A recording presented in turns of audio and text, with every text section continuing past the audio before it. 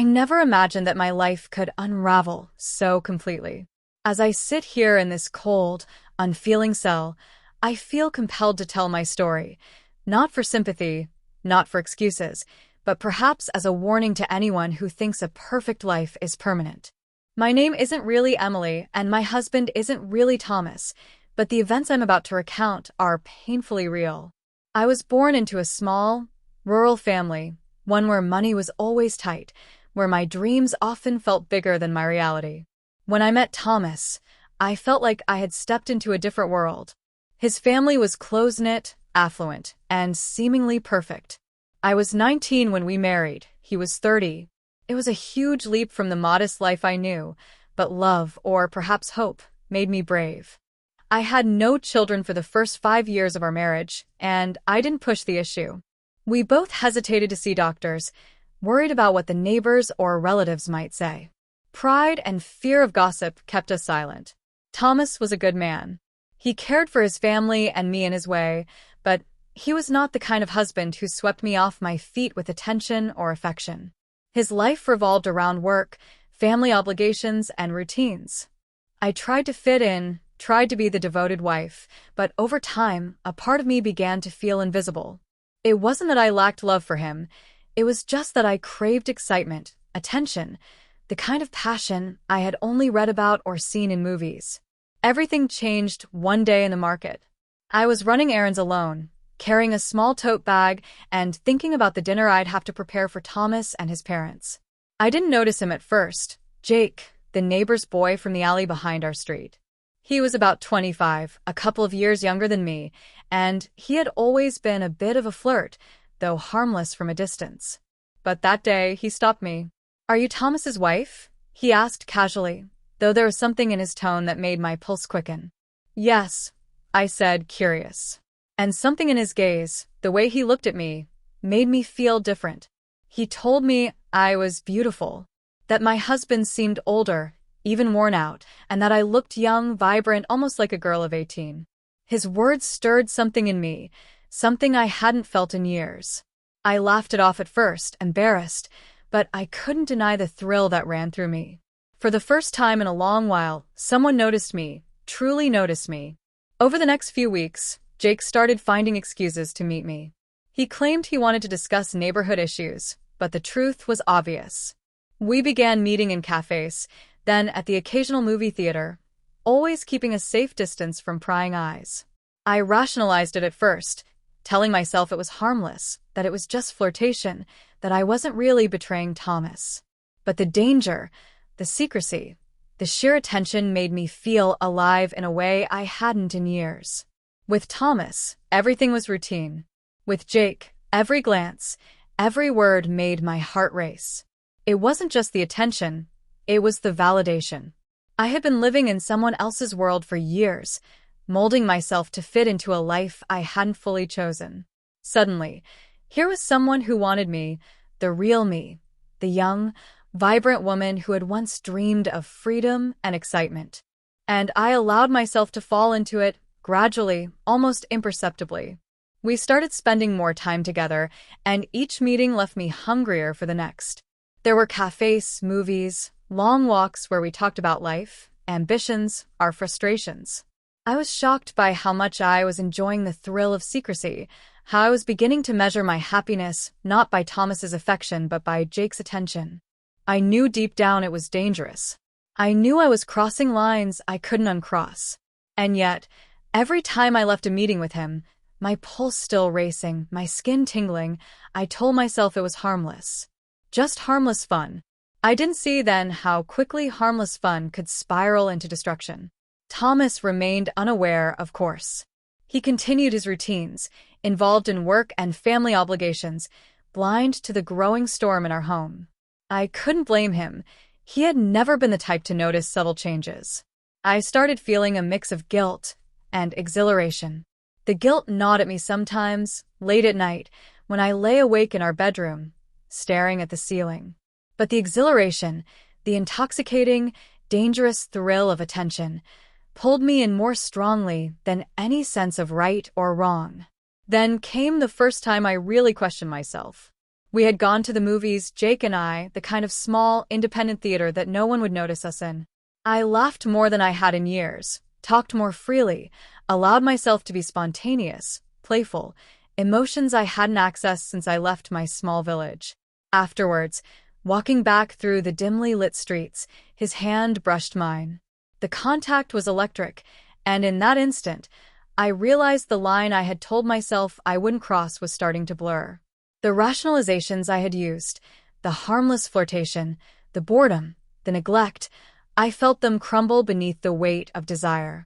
I wanted more, and that desire, that longing for excitement, would soon set me on a path I couldn't return from. But at the time, I still felt in control. I convinced myself I was just a woman rediscovering her youth, her beauty, her worth. I told myself it was temporary, a short escape from the life I had carefully built with Thomas. And so, I walked deeper into the danger, unaware that each step was tightening a noose around my future. I never thought a single encounter could change the course of my life so completely. It started innocently enough, or, at least, that's how I convinced myself. One evening, Jake told me, casually, that I looked incredibly sexy. My heart fluttered in ways I hadn't felt in years. For some reason, those words made me feel alive, irresistible, and deeply desirable. I didn't realize then how much I had been starving for attention, for validation, for that intoxicating sense of being wanted. That night, we had a few drinks. I told myself it was just for fun, a small indulgence to forget the pressures of my carefully constructed life. But the drinks loosened our inhibitions. We ended up at a motel, a place that smelled faintly of disinfectant and stale cigarette smoke, yet felt like a forbidden sanctuary. And there, in that private, shadowed space, we crossed a line I would never undo. The pleasure, the thrill, the reckless freedom, it was all-consuming. I had never experienced anything like it. My heart pounded, my mind spun, and for the first time in years, I forgot about Thomas entirely. Jake, sensing my intoxication and desire, whispered that he wanted more. And I too wanted more. Weeks passed, and our secret meetings became routine. We were careful, meeting at motels, small cafes, and quiet streets where no one would recognize us. Each encounter made me feel simultaneously exhilarated and guilty, a potent mix that both thrilled and terrified me. The secrecy, the danger, the sheer physical pleasure, it consumed me. I began to live for those stolen hours, counting the days, craving the attention that I wasn't receiving at home. With Thomas, life remained routine, predictable, and strangely distant. With Jake, I felt alive, vibrant, untethered. Then, everything began to unravel. One afternoon, a family member saw me talking to Jake in the park. They didn't know the full story, but the sight of us together, laughing and leaning close, was enough. I never imagined that a casual encounter in daylight could undo the careful concealment of weeks. That night, the family member told Thomas. I still remember the look in his eyes that evening, the hurt, the confusion, the anger. For the first time, I felt the weight of what I had done. Not just the physical betrayal, but the emotional devastation I had caused. When Thomas confronted me, his voice calm but firm, I denied everything. I told him it was harmless, that I had only been talking to an old acquaintance, nothing more. But denial could only protect me for so long. It was only a matter of days before he found Jake's messages on my phone. Words I had thought private, thoughts I had shared in the throes of lust, were now evidence against me. That day, Thomas made a decision that would forever alter the course of our lives. He threw me out of our home. I felt a mix of fear, shame, and defiance. I went to my parents' house, seeking refuge, comfort, a semblance of normalcy. But Jake's obsession had grown beyond reason. He followed me, relentlessly, and soon found his way to my parents' house. My father worked long hours. My mother's errands often took her away from home, and in those moments of solitude, Jake appeared. The same intoxicating, dangerous encounters continued, now in the house where I had once felt safe. Each encounter made me feel more alive, more guilty, more trapped. The thrill of secrecy remained, but now it carried the heavy burden of trespass, deception, and danger.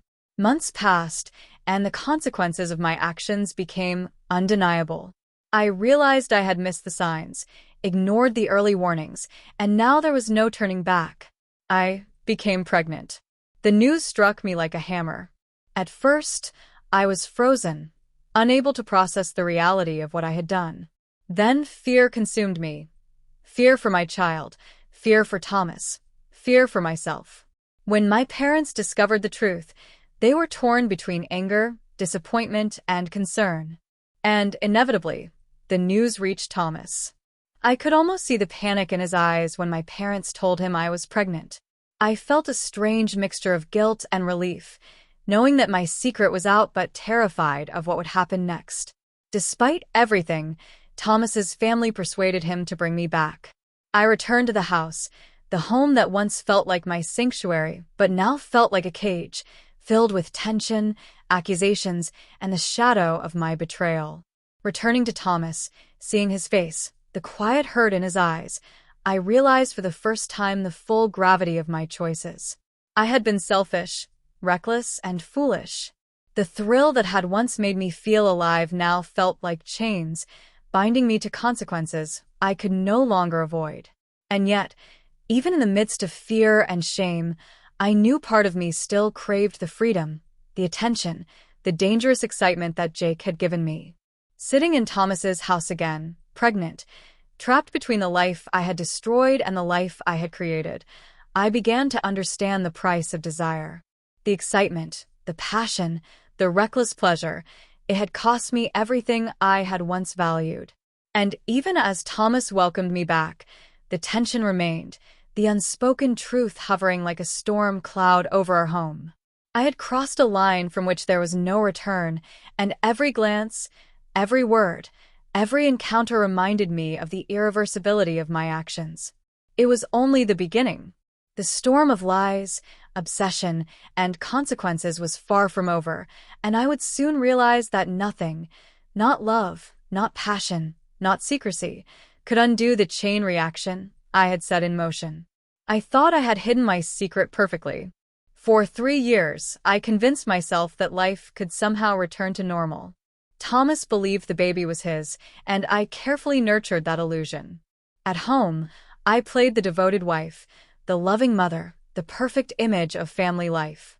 Jake and I kept our contact hidden, restrained, subtle, but the thrill of secrecy never truly left me. I had convinced myself that I was careful enough, clever enough, to keep this double life from collapsing. I was wrong. Those 3 years passed in a blur. I watched Thomas doting on our baby, his chest swelling with pride, completely unaware of the truth. I felt pangs of guilt, but I pushed them aside.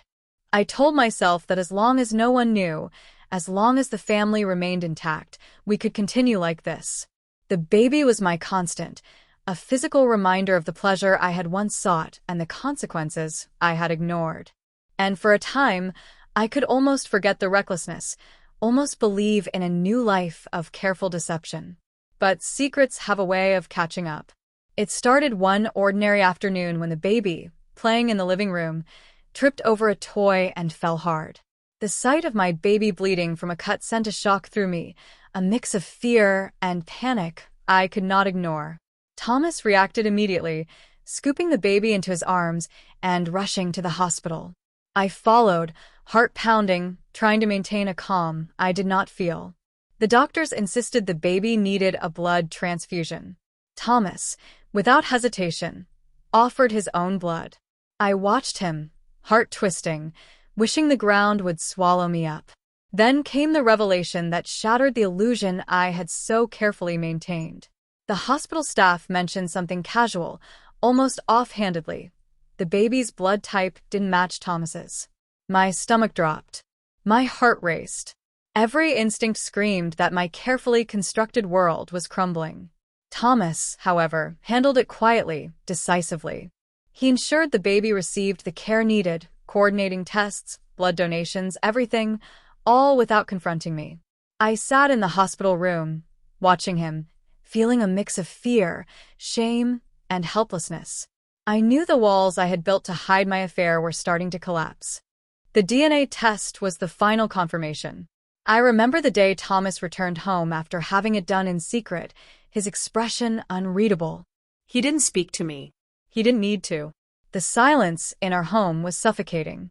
For days, he avoided me, barely acknowledging my presence, leaving me to stew in the consequences of my actions.